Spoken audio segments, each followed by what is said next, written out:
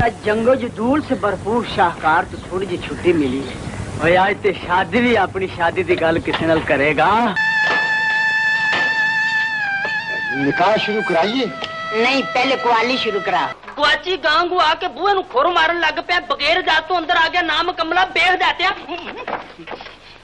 मेरा नाम है खादम की वाल। दुनियाए फ़न के बेताज बादशाह शहंशाह ज़राफ़त मुनव्वर ज़रीफ़ 29 अप्रैल 1976 को अपने खालिक़ हकीकी से जा मिले। अल्लाह करीम मरहूम के दर्जात बुलंद फरमाए। 29 अप्रैल 1976 को पाकिस्तान के मारूफ मज़ाही अदाकार मुनव्वर ज़रीफ़ वफ़ात पा गए थे।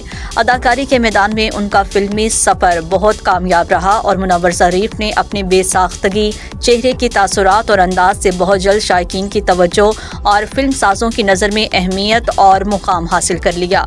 मुनव्वर ज़रीफ़ का फिल्मी कैरियर 15 साल पर मुहित है, जिसमें उन्होंने 321 फिल्मों में काम किया। हर साल उनकी 2 दर्जन के करीब फिल्में पर्दे पर पेश की जाती रहीं।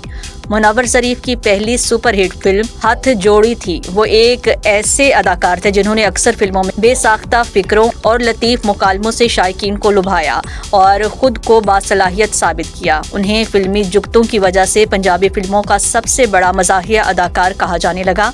यहाँ तक कि फिल्म साज़ों ने उनकी शख्सियत के मुताबिक फिल्मी सीन रखे और मुकालमे लिखवाने का सिलसिला शुरू कर दिया।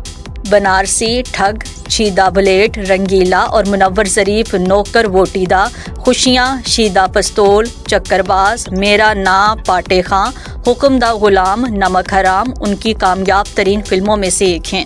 मुनव्वर ज़रीफ़ की आखिरी फिल्म लहू दे रिश्ते थी जो 1980 में रिलीज़ हुई।